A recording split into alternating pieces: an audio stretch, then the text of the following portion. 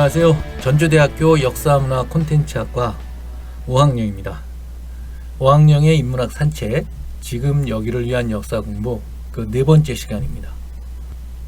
역사는 사실을 다루는 일이죠. 역사 공부를 한다는 거는. 근데 그 사실을 다룬다고 하는 것 때문에 이게 역사는 사실 없으면은 뭐 아무것도 안 되죠. 그 사실은 항상 그 안에는 구조, 의지, 우연의 문제가 같이 들어가 있습니다. 근데 문제는 어디에 있냐면 이 세 가지를 구분하는 눈입니다. 퍼센티지가 그때마다 달라요. 가지고 있는 영향력이. 어떨 때는 우연히 눈에 보이지 않을 정도가 있는가 하면, 어떨 때는 확 눈에 띄게 지난 시간에 얘기했던 워터루 전쟁에서처럼 나타나기도 합니다.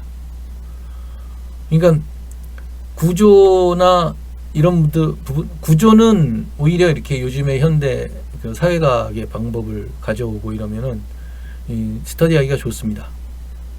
의지의 문제는 자칫하면 관심법에 빠집니다. 자꾸 뭐 의지를 짐작을 하려고 그러는데, 의지 역시도 역사 공부에서는 그 실제 일어났던 프락시스라고 합니다. 실천을 통해서만 설명될 수 있습니다. 아니, 앞에 앉아 있는, 여기서 이걸 하고 있는 우리 박보경 간사의 마음도 모르는데, 계속 같이 살고 있는 친구의 마음도 제대로 모르는데 어떻게 수십 년, 수백 년 전에 사람 속마음을 알겠습니까? 그러니까 의지라고 하는, 역사에서 의지를 이해하는 것조차도 역시 그것은 드러난 실천을 통해서만 알 수밖에 없습니다.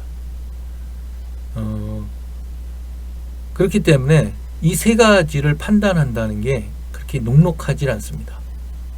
그러니까 이걸 판단하는 거는 역시 안목을 가져야 됩니다. 꾸준히 훈련을 해보고 안목을 가져야 되고, 그래야 판단이 되는데, 그것도 안 하고 어느 한 가지에다만 편리적으로 이유를 돌려버리고 이런 식으로 역사 공부를 하면 안목이 생기기는커녕 편견이 생기겠죠. 위험해집니다. 역사 공부를 하면서 사려가 깊어지는 게 아니라 역사 공부를 하면서 오히려 콩쥐팥쥐 식의 진영 논리에 빠져버리거나 이런 일이 생기는 이유가 다 원인이 여기에 있습니다. 제가 예전에 전 세계적으로 역사라는 게 인간의, 제가 얘기하지만 호모 히스토리쿠스거든요. 인간 자체거든요, 역사가. 그러니까 그런데 그래서 그 역사를 총괄적으로 역사가 뭐다, 또는 역사 공부는 이렇게 하는 거다 라는 거를 최초로 쓴 학자가 누구냐면 당나라 때 유직이라는 학자입니다. 이 당 태종 때부터 측천무 그때까지 살았죠. 아무튼 그때 살았던, 당나라 때 사관이었던 사람인데, 이 양반이 그 사통이라는 책을 씁니다. 역사사자의 통할 통자. 그러니까 뭐 말 그대로 역사 개론이에요. 책 제목이 역사 통론, 역사 개론입니다. 이 책을 제가 한 20년 거쳐서 번역을 했습니다. 나오기는 2012년에 역사이평서에서 나왔는데, 번역을 이게 해놨더니 한 1000페이지가 넘어요. 그 책 자체만 번역을 했었는데, 그래서 한번 그 역사 개론을 제가 맡고 있기 때문에 학교에서 한번 학생들하고 이것도 한번 읽어보면 좋겠다 싶어서 그 책을 교재로 하고 이제 다른 요즘에 나왔던 책들을 부교재로 하면서 수업을 진행했던 적이 있습니다.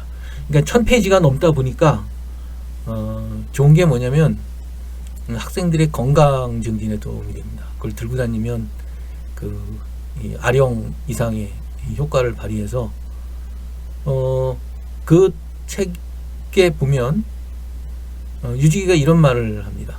이제 책이 이제 그동안에 있었던 역사서의 종류들을 분류도 하고 뭐 사료는 어떻게 쓰고 처음에 기록할 때는 어떻게 해야 되고 아무튼 쭉 이렇게 해놓은 건데, 이 책이 재밌는 게 뭐냐면, 우리 왜 저기 실록 아시잖아요. 조선왕조실록. 역사 좋아하는 분들 치고 관심 있는 분들 치고 실록 모르는 분들이 없을 텐데, 실록이라고 한 것 자체도 역사적입니다. 실록은 어떤 특정한 시점에서 생겨나가지고 왕정의 어떤 끄트머리에서 사라져간 것이 실록이라고 하는 역사 편찬물입니다. 그런데 그 실록 편찬을 제일 먼저 시작했던 게 중국 당나라 때 당태종이죠. 우리는 뭐 안시성에 와가지고서 깨지고 갔다 이런 정도로만 알고 있지만, 실제로 중국사에서 당태종은 어떤 중국 문명의 당제국 건설에 한 획을 걷던 황제로 알려져 있습니다. 그때부터 그 실록이 처음 생기는데요. 그 전에 실록이란 말은 있었지만 우리가 알고 있는 것처럼 이렇게 관청에서 서관들이 쭉 자료를 모으고 기록하고 하고 있다가 실록을 이렇게 왕이 죽은 단위로 다 이렇게 딱딱 정리해내는 일은 그전에는 없었던 거거든요. 그게 이제 아마 제가 추측컨대는 뭐 대단한 문화적 이상을 가지고 하는 게 아니고, 그 실록이라는 것이 생산되게 되는 배경 자체가 정부잖아요. 조정. 그러니까 정부의 성격에 뭔가의 변화가 생겼기 때문에 실록을 편찬하는 거죠. 뭐 당태종이 뛰어난 문화적 안목을 갖고 있다, 이런 식의 설명을 하면 역사는 거의 설명되지 않습니다. 이건 조선실록 설명할 때도 마찬가지죠. 그것이 물론 훌륭한 문화적 성과라고 하는 평가를 받을 수는 있으나, 그것이 왜 만들어졌고 어떤 기능을 했느냐라고 하는 걸 설명할 때는 매우 프라그마틱하게 접근해야 된다는 겁니다. 사람들이 어떤 일을 할 때는 다 쓸모가 있기 때문에 한다는 게 제 관점이죠. 특히 정부와 관련된, 제도사와 관련된 부분은 더욱더 그렇습니다. 그러니까 그것이 뭔가를 먼저 설명하는 게 순서라는 것이죠. 그 실록 같은 경우에 그렇습니다.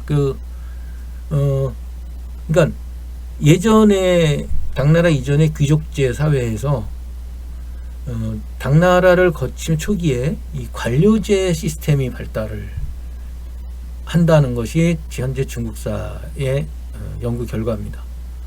그러니까 관료제가 발달한다는 것은 뭐냐면, 일단 관료 숫자가 늘어나고요. 그리고 관료는 임기제로 이루어집니다. 업무 분장이 있고요. 이동을 합니다.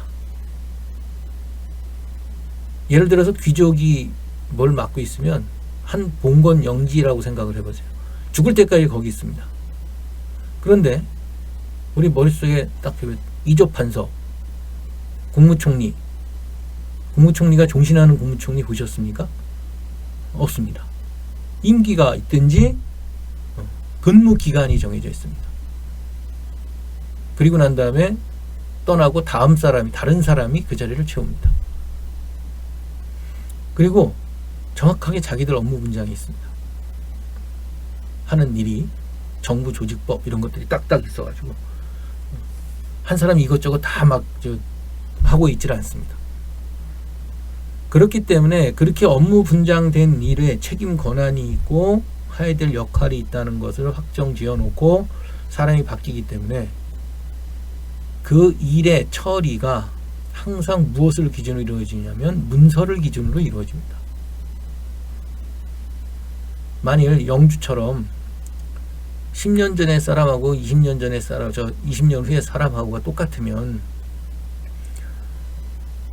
어떤 관례가 형성될 때 그 사람을 기준으로 형성됩니다. 그런데 1년마다 혹은 3년마다 바뀐다고 생각을 하면 무엇으로 남겠습니까?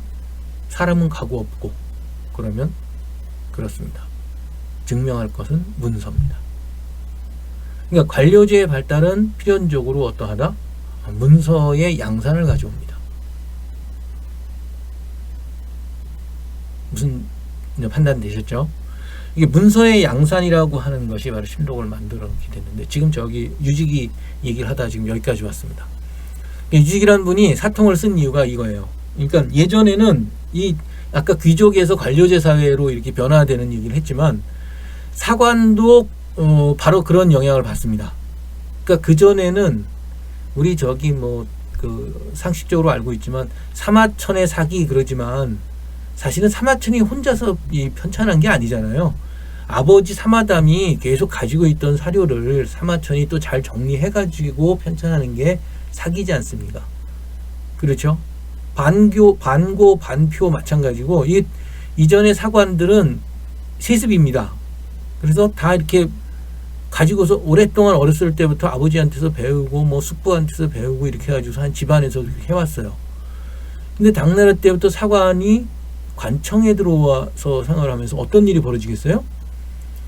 어렸을 때부터 훈련이 받지 않은 사람들, 그러니까 대략 그 과거 급제 해가지고 역사에 소양이 없어도 원래는 뭐 이 사람은 인사 쪽에 관심이 많거나 이 사람은 예산 쪽에 관심이 많은데도 관료직은 이동해야 되지 않습니까? 그러니까 임기를 어쨌든 발령을 받아가지고 그 자리를 들어와서 있는 사람들도 있게 마련이거든요. 그래서 측천무실록을 편찬할 때 유지기가 그 편찬하러 들어가가지고 상황을 못 기억합니다. 무슨 상황이냐면 유지기가 볼 때는 통탄할 상황인 거죠.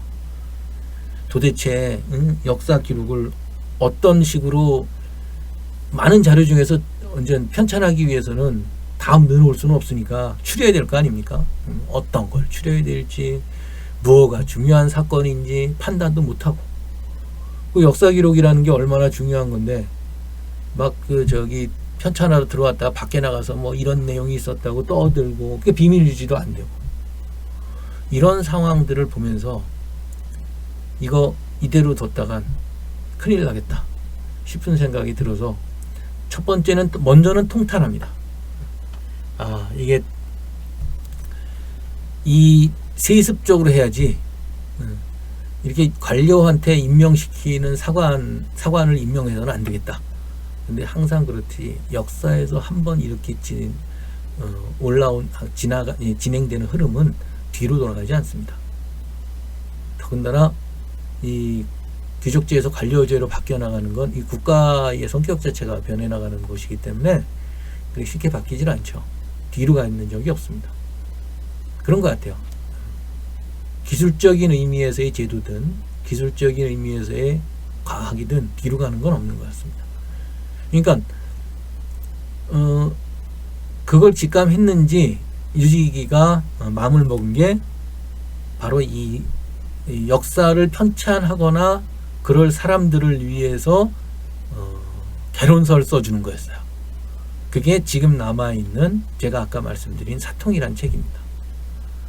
그래서 심지어는 사통에 보면 사마천의 사기를 갖다 놓고 어떤 글자들이 중복됐나 왜 쓸데없이 이런 글자들을 썼나 그래가지고 지워놓은 흔적까지 있습니다. 그럼 뭐 말하자면 실습을 시키는 거죠. 우리들한테 지금 우리 후대 우리들한테 일기 쓸 때 중복해서 쓸데없이 이런 거 쓰지 말고 또 애매하게 써가지고 누가 누군지 확인하지 못하게 하면 안 되고 이런 식으로 해서 실습까지 시켜줍니다. 그러니까 저도 가끔 이걸 가지고 자료로 써서 우리들이 일기 쓸 때 어떻게 써야 명료하고 핵심적인 사료를 쓰나 이런 식으로도 공부를 해보기도 하는데 어쨌든 그렇게 만든 역사 개론이 사통이라는 책입니다. 물론 요즘 감각하고는 차이가 있습니다. 그런데 찬찬히 읽어보면 무척 흥미로운 어떻게 역사가들이 돈 받고 거짓말을 해 주었나 하는 것도 사실이 폭로가 되어 있고 또 이제 그런 것부터 시작해서 전문성이 떨어질 때 어떤 오류를 범하게 되나에 대한 많은 사례들이 들어가 있습니다. 아무튼 그 역사라고 하는 것을 남기는 중요한 경험을 망라한 것만은 틀림이 없습니다. 그런데 그 유지기가 이렇게 얘기를 합니다. 안녕하세요. 오창익입니다. 인권연대는 정부나 기업의 지원을 사양하고 오로지 시민의 참여로만 운영하는 100% 순도의 민간 인권단체입니다. 1999년 창립 이래 한눈 팔지 않고 오로지 인권운동에만 매진해 왔습니다. 인권연대 회원으로 참여해주세요. 인권연대 회원이 늘어나면 그만큼 인권연대 활동도 풍부해지고 활발해집니다. 인권연대 회원 가입은 인권연대 홈페이지를 참고해주세요. 감사합니다. 역사 공부를 하는 데는 세 가지가 있다. 재학식 이렇게 표현합니다. 재는 뭐냐면 원래 재라고 하는 건 타고나는 겁니다. 이게 뭐냐면 재밌어야 돼요. 이걸 보면 저처럼 이렇게 해오지 말라 그래도 막 사전 찾아가지고 상감청자가 뭐다 그럼 상감청자 막 조사해오고 이렇게 이런 것들을 좋아해야 됩니다. 괜히 밖에 가가지고 뭐 쓸데없는 물건인데도 자꾸 이렇게 챙겨가지고 집으로 가져오고 이런 걸 해야 역사 공부를 좀 좋아해요. 집에 있는 건 어지간한 건 다 버리고 이런 성격은 미래를 준비하는 게 낫죠. 과거를 쳐다보기보다. 근데 쟤는 그런 부분이 있습니다. 역사보다 뭐 저 장사하고 이런 게 좋은 사람도 있는 거고 당연히 그렇죠. 인간이 역사적 존재지만 그것을 공부로 한다거나 이렇게 관심을 갖고 이러는 거는 또 다른 타고나는 게 있다는 거죠. 근데 그 다음에 이제 그게 타고나는 게 하나 있고요. 좋아하는 거. 근데 그 좋아하는데 또 다른 체계적 훈련이 필요합니다. 그게 학이죠. 학입니다. 봐야 됩니다. 읽을 줄도 알아야 되고 논문처럼 작성할 줄도 알아야 되고 사료를 보고 이 사료는 틀렸다 맞다 판단도 할 줄 알아야 됩니다. 그건 배움에서 됩니다. 그 다음에 식견할 때 식자가 있는데 제가 정말 이 말이 무슨 말인지 몰랐어요. 번역할 때도 그냥 식견이라고 해놨는데 뭐 저도 그 가끔 모르는 거는 그냥 식견 그러고 넘어갑니다. 도대체 이 식견이 뭘까를 가지고 20년을 고민을 했는데 어디에도 유지기가 식견이 뭐다라고 하는 말을 한 적이 없습니다. 그거는 제가 유사한 걸 느낀 게 왜 저기 그 유명한 말 있잖아요. 역사란 무엇인가를 보면은 이에지카가 역사는 과거와 현재와의 대화이다 이런 말 하잖아요. 그래가지고 그 역사란 무엇인가를 안 읽은 사람도 워디 히스토리를 안 읽은 사람도 뭐 뻑하면 저기 역사는 과거와 현재다 대화다 얘기하잖아요. 근데 한번 생각을 해보세요. 그게 무슨 말이에요? 사실 아무 말 아니에요. 그러니까 과거와 현재가 대화한다는 거는 과거와 현재가 만나는 건데요. 정말 내용 없는 말이죠. 근데 정말 그게 내용 없는 말일까요? 저는 그게 시적인 말 같아요. 그래서 그 말을 사람들이 가슴으로 받아들이는 것 같아요. 논리적으로 설명하기 이전에 뭔가 느낌으로 이렇게 오는 거.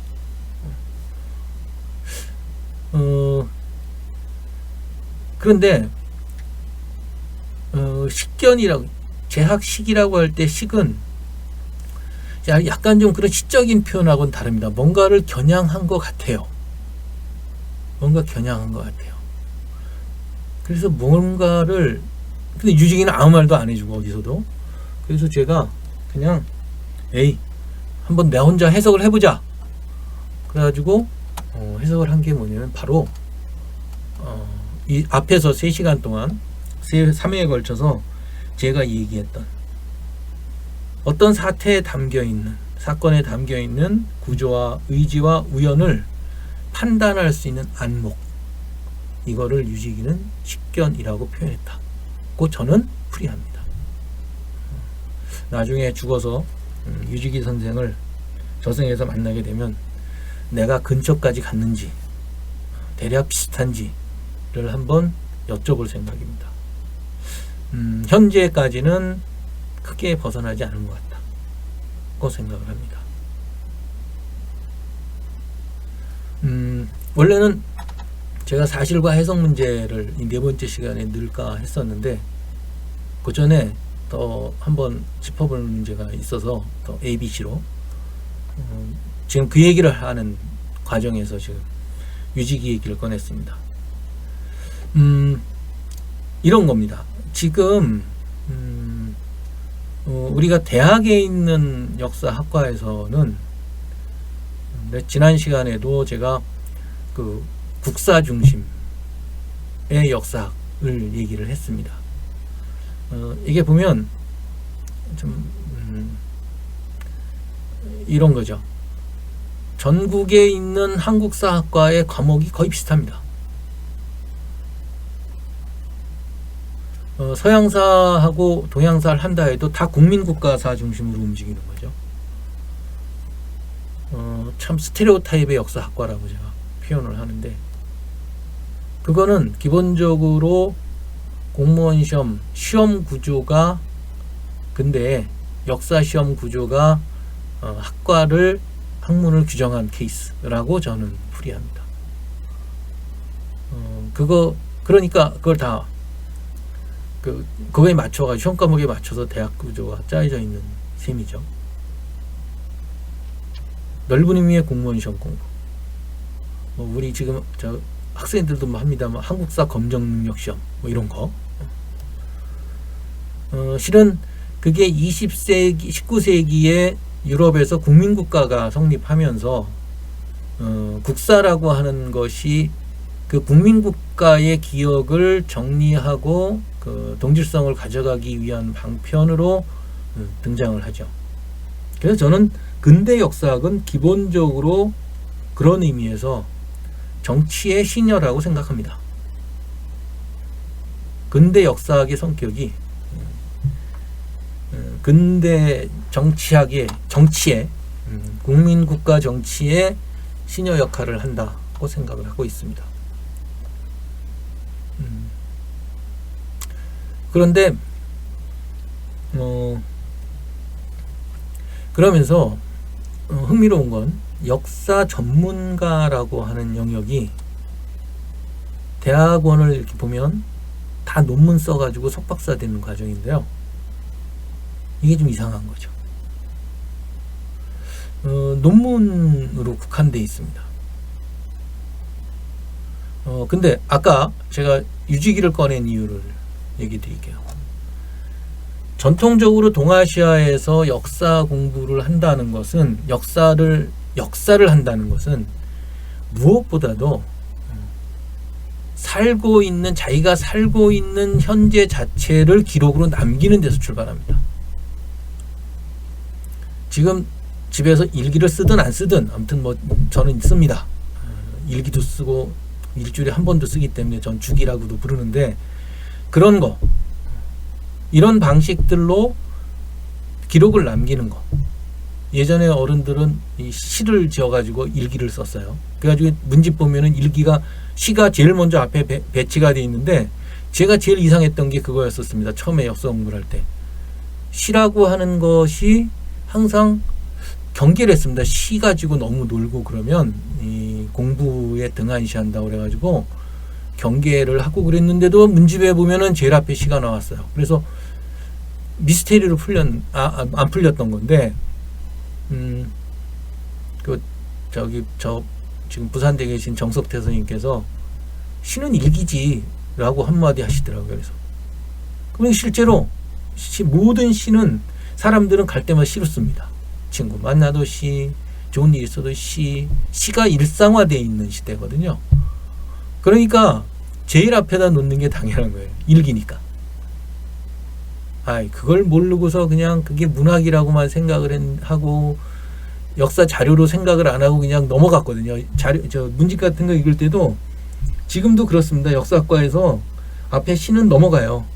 넘어가는 이유가 이제 더 큰 이유는 못 읽으니까 무슨 말인지 모르니까, 시를 모르니까 이제 넘어가는데, 또 하나의 이유는 더 중요한 또 하나의 이유는 뭐냐면 그거를 일기라고 생각을 안 하니까 넘어가는 거거든요.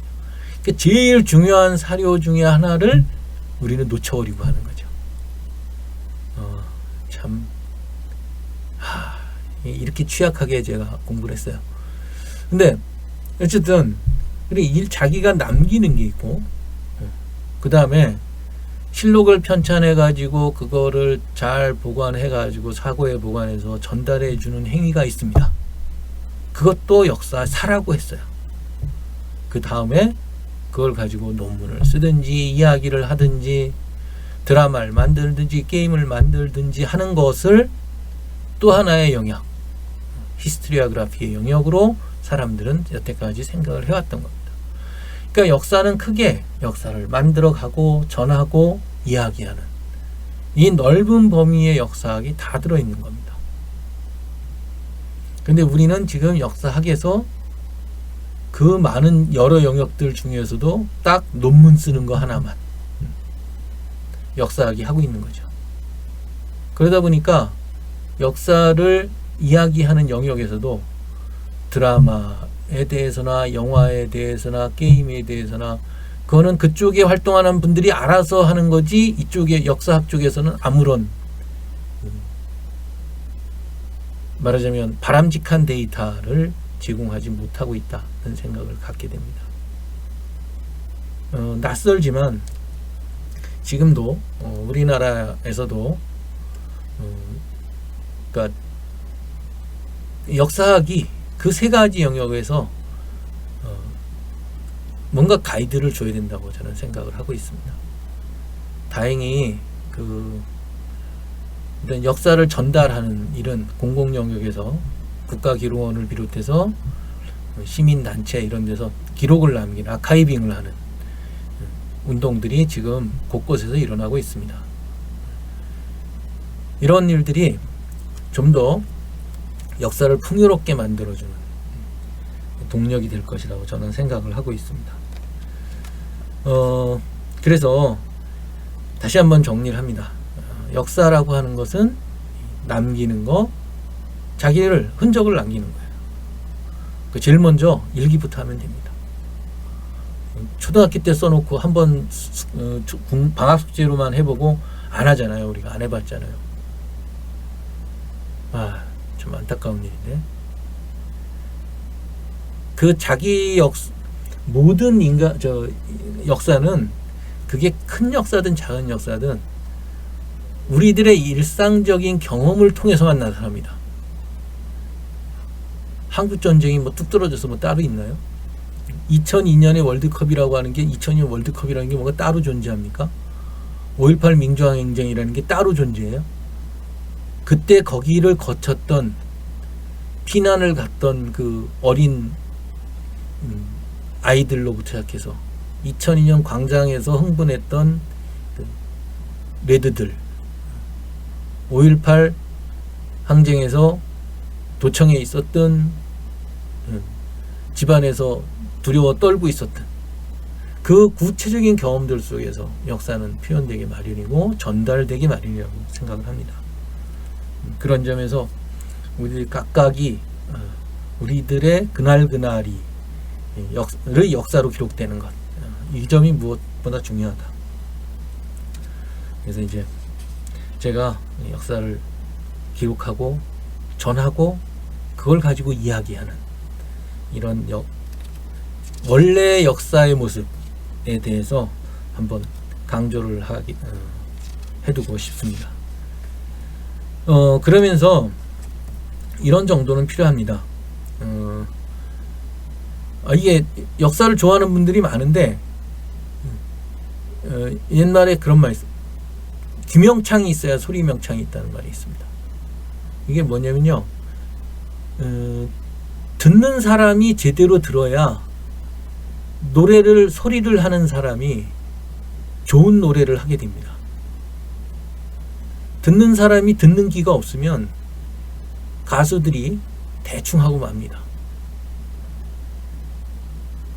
귀를 쫑긋 세우고 제대로 된 귀를 가진 사람들이 듣고 있으면 감히 노래를 함부로 못하죠. 글도 마찬가지죠. 정확하게 사람들이 듣고 있으면 글을 함부로 못 씁니다. 근데 독자들이 정확하게 못 들으면 아무렇게나 씁니다.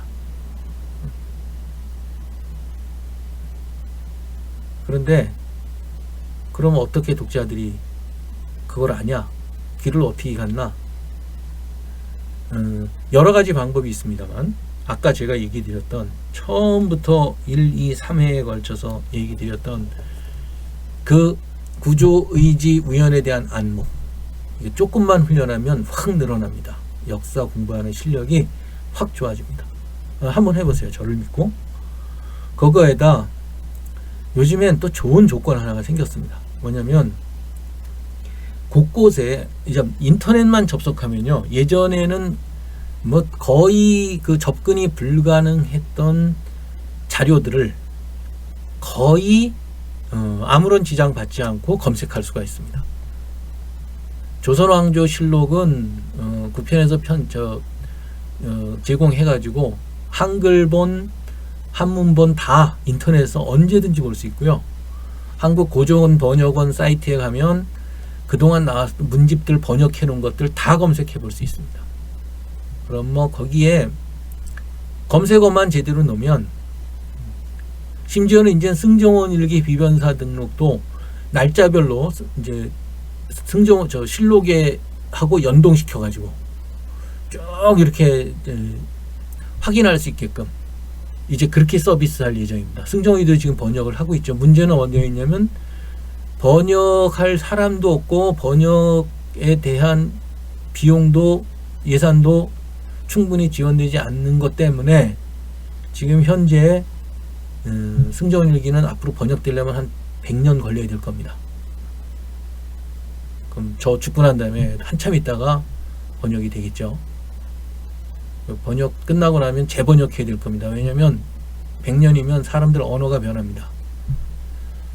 지금 우리는 어쩌면 지금 우리한테 남겨져 있는 훌륭한 역사 자료들조차도 제대로 보지도 못하고 번역해 놓지도 못하고 한 상태로 또다시 후손들한테 무책임한 게 넘겨줘야 될지도 모르는 지경입니다.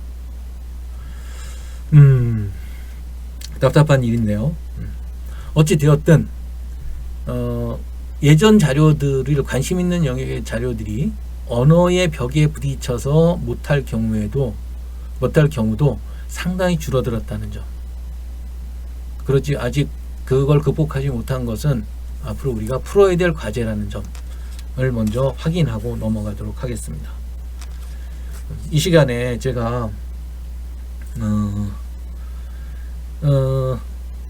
역사를 그러니까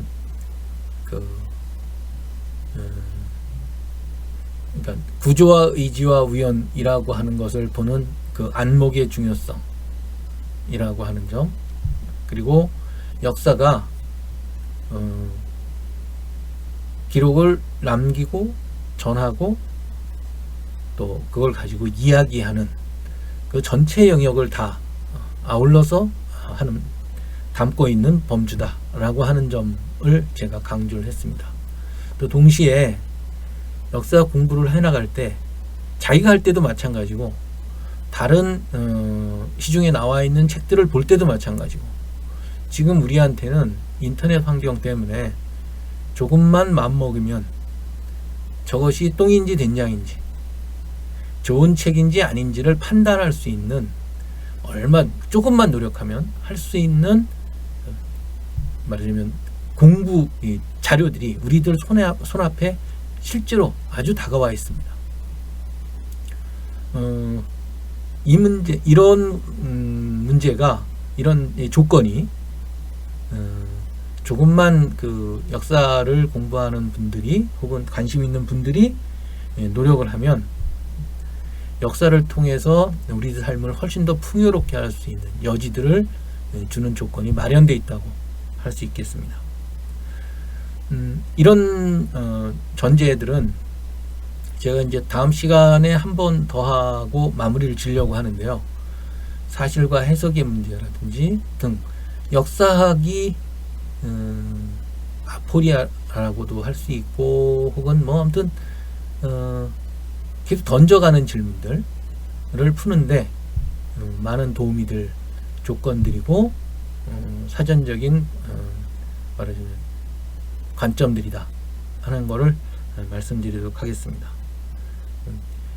다음 시간에는